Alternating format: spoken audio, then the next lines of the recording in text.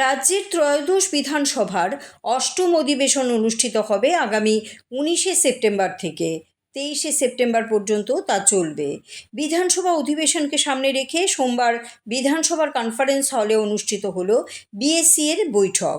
সিদ্ধান্ত হয় আগামী 19শে সেপ্টেম্বর থেকে শুরু হতে যাচ্ছে বিধানসভা অধিবেশন, চলবে 23শে সেপ্টেম্বর পর্যন্ত। তবে অধিবেশন বসবে মাত্র দুদিন। জানা গেছে মোট 4টি বিল এবারের অধিবেশনে আনা হবে।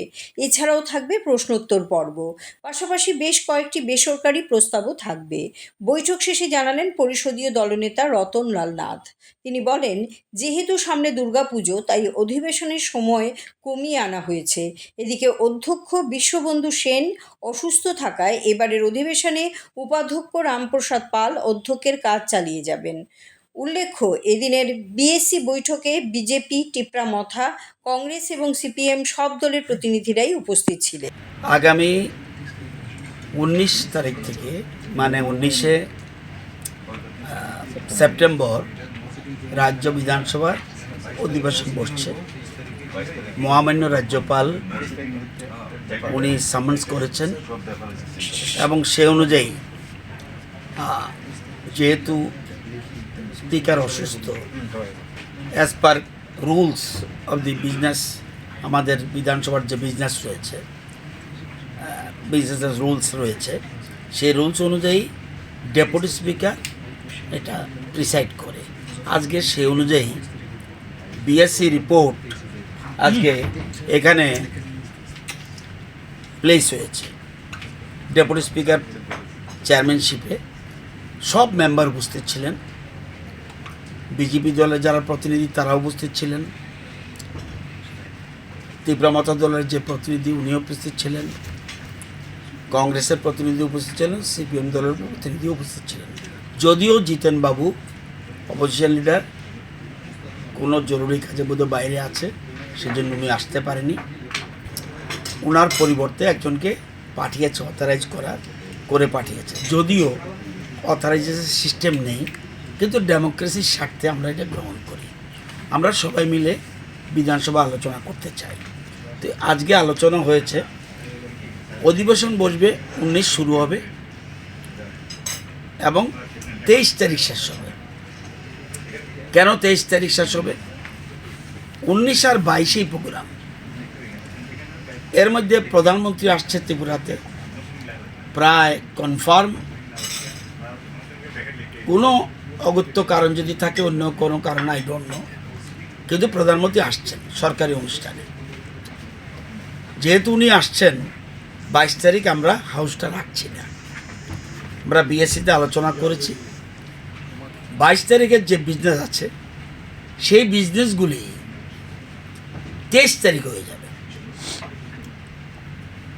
স্বরাষ্ট্র দপ্তর যা যা আছে সবগুলি 23 হবে।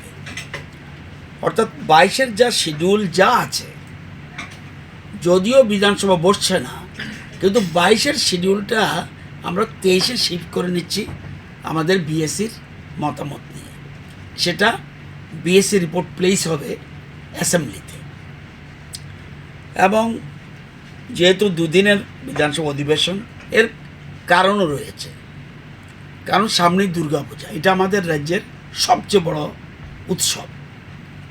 সকল জাতি ধর্মের মানুষ এই উৎসবে যুক্ত থাকে। সেই জন্য আমরা লম্বা করতে পারছি না। নেক্সট অধিবেশন যখন হবে, এটা যেন ম্যানেজ হয়, সেগুলি আমরা চিন্তা ভাবনা করে আলোচনা করেছি। এছাড়া তবুও 4টা বিল আসবে এবং যেগুলি শুক্রবারে প্লেস হবে এবং নেক্সট ডে যেটা হাউস হবে সেদিন আলোচনা হবে। যেমন Tripura state goods and service tax, যেটা আমরা জিএসটি বলি, এটা একটা অ্যামেন্ডমেন্ট আছে, সেটা হবে।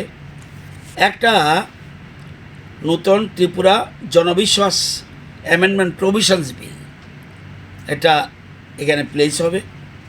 আরেকটা হলো দি ফ্যাক্টরিজ বিল 2025, এটা amendment bill, second amendment bill, এটা আসবে। আরেকটা হবে Tripura shops and establishment, 7th amendment bill. Tripura का नंबर 1 इंटरनेट, टीवी और डिजिटल सेवा प्रदाता बालाजी डिजिकॉम लेकर आया है आपके लिए बेहतरीन सुविधाएं। Superfast internet, smart IPTV, OTT और केबल टीवी, अब सब कुछ एक ही जगह पर। क्यों? बालाजी डिजिकॉम है हजारों घरों का भरोसेमंद नाम। सभी डिजिटल होम एंटरटेनमेंट सेवाओं का सुपर पैक, अब सबसे कम दाम में सबसे ज्यादा मनोरंजन और 100% संतुष्टि की गारंटी के साथ। 850 प्लस किलोमीटर का मजबूत optical fibre network, free installation और उसी दिन सेवा शुरू। Dedicated local support, multi level escalation system के साथ शिकायतों का सबसे तेज समाधान। देखें स्थानीय न्यूज और मनोरंजन के हिसाब से अनोखा भंडार। बालाजी डिजिकॉम अब सिर्फ घर के लिए नहीं, व्यवसाय के लिए भी। High speed dedicated internet, static IP, priority technical support और साथ में व्यवसाय प्रमोशन की अनेक सुविधाएं। त्रिपुरा में जन्मा, त्रिपुरा के लिए बना आपका डिजिटल पड़ोसी बालाजी डिजिकॉम के साथ शुरू करें डिजिटल जीवन का नया अध्याय, वो भी सबसे कम कीमत की गारंटी के साथ।